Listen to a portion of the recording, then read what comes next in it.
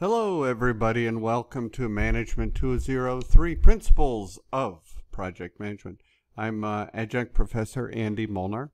It's a pleasure to spend time with you over the coming few months. I'm looking forward to it. Always, if you have any questions, concerns, comments, or if you fall behind, if life intervenes, please make sure you reach out to me. All right, let me know.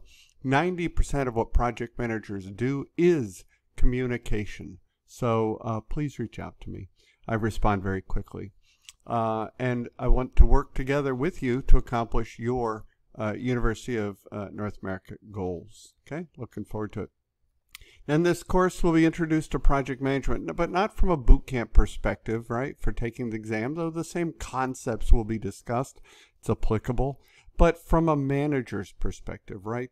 What are the tools and concepts that we're going to need as managers or want to encourage in our project managers or ask them about, right?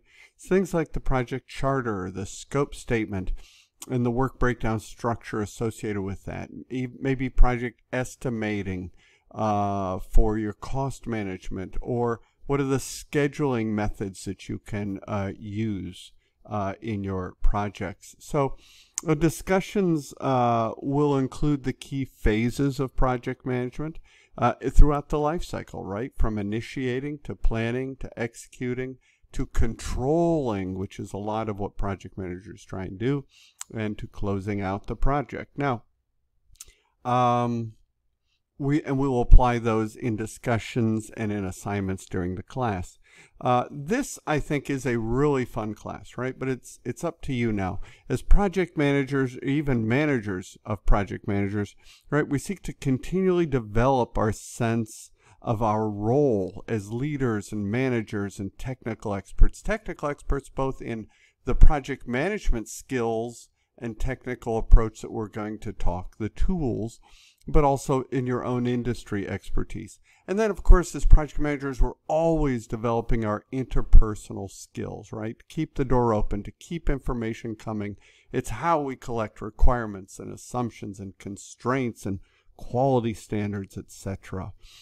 Because our role as project manager is to get her done, right? As the one comedian used to say. So with that, let's begin.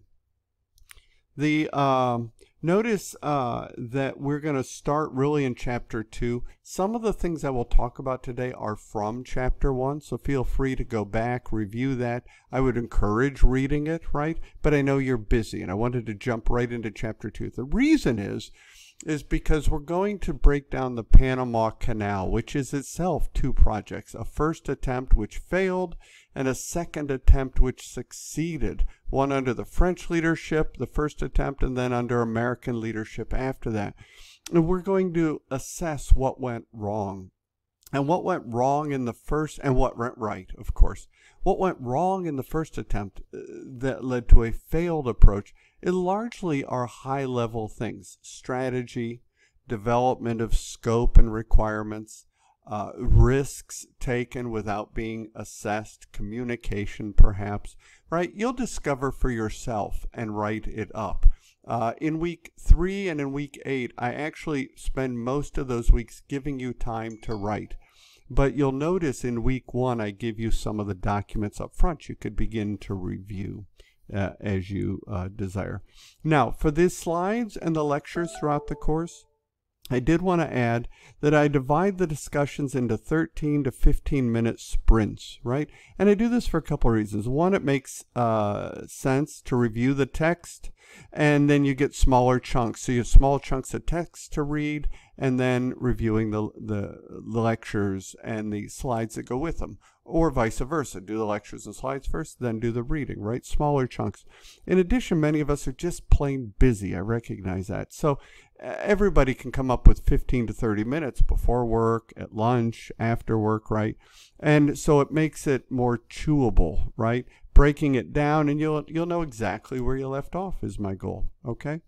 So like I said, we're going to start in Chapter 2. Please read that. I would recommend before this discussion. Some topics will be discussed that relate to Chapter 1. Now, The reason we have project management at all, right, is that it's growing. I mean, here's the largest professional organization, the Project Management Institute in the world, right, with probably 800,000 members. Because organizations spend, over $100 billion per year on creating competitive strategies, which those competitive strategies lead to projects. Your project, it's a very key point, is tied to a corporate strategy, right? Every project is. But in reality, most projects seem to fail as we define success, which we're going to do here in a few slides, right?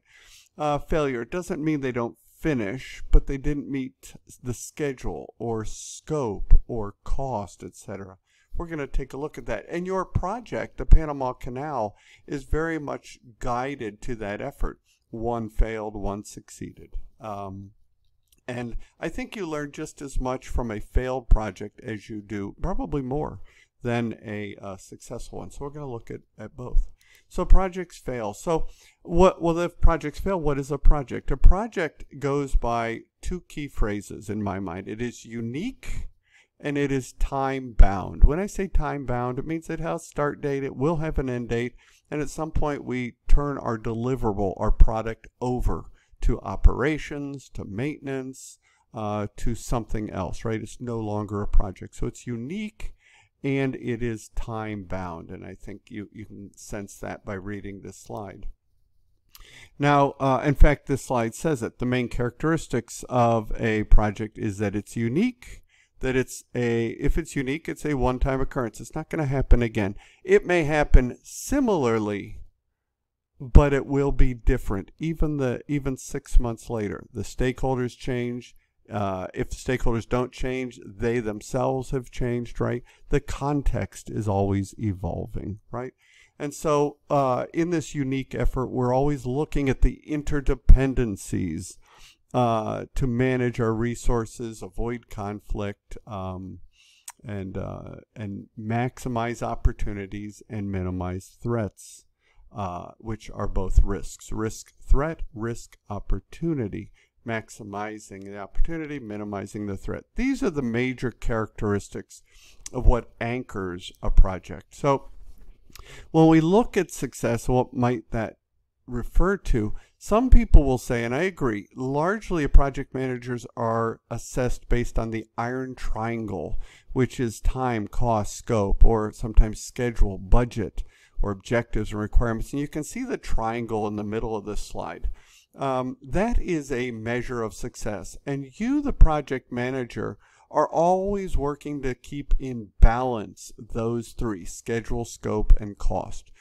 If schedule changes, you will expect changes to cost and scope. If cost or budget changes, you will expect modifications to schedule and scope. If scope changes, you understand that you likely have to assess and likely have to change your schedule and cost, right? So you're looking to keep them in balance in this triangle.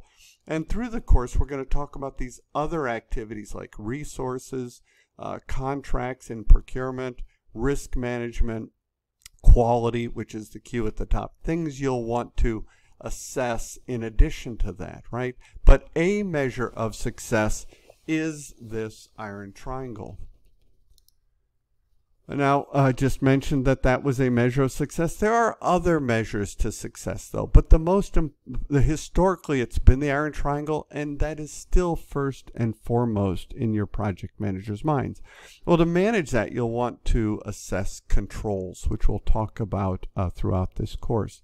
But other measures of success include the impact of supporting the company's own strategic goals, right? What if your project is a failure, but in doing so, you were able to build on the company's strategic efforts by developing a capability, right? So project managers are always sharing their lessons learned, always sharing lessons learned, keeping nothing to ourselves, right? Success is also defined based on the customer, which is a key stakeholder. Sometimes the customer is internal to the company, sometimes it's external. But the company will help drive, the customer will help drive success. In fact, stakeholders satisfaction is a great measure of success. There's also the business impact on the organization, and we'll talk about that in the benefits that we address, right? Benefits, return on investment, am I making money, etc. And then what about if your product comes up with new opportunities, right? Another measure of success.